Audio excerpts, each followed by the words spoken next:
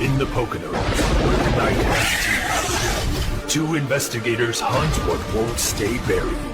Pocono Regional Paranormal. Hi guys, Andy here from Pocono Regional Paranormal. Today we continue in our series of the different types of paranormal activity, and this time we're stepping into something a little closer to home, urban legends. Urban legends are a form of modern folklore often passed off as simple cautionary tales, but the truth is they linger for a reason. While not always paranormal, many of these stories are laced with elements of ghostly encounters, cryptids, and things that are not entirely human. Details meant to unsettle you, to stick with you. But what makes urban legends truly disturbing is how real they feel. Most don't rely on the supernatural at all. Instead, they prey on everyday situations like late night drives, strangers, technology, familiar places turned wrong. Situations we could easily find ourselves in. And they're almost never told as fiction. You hear them as something that happened to a friend or the friend of a friend. Close enough to feel real, but just distant enough to make you wonder. And that's how they spread, quietly, persistently. Because urban legends don't just entertain, they tap into something deeper.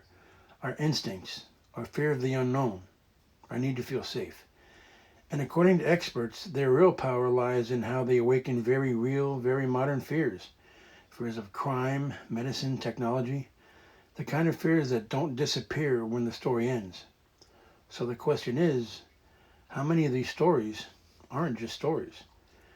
Some well-known urban legends you may have heard of include the Hooker Man, the Hitchhiker, La Llorona or the Weeping Woman, the Goat Man of Maryland, and the Jersey Devil.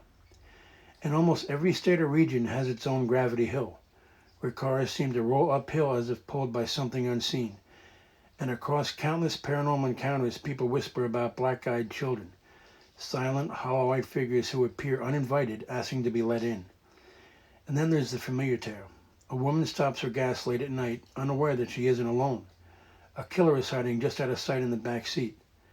And perhaps the most infamous of all is the Mothman of Point Pleasant, West Virginia, an eerie, winged figure said to appear just before disaster strikes, as if drawn to tragedy itself.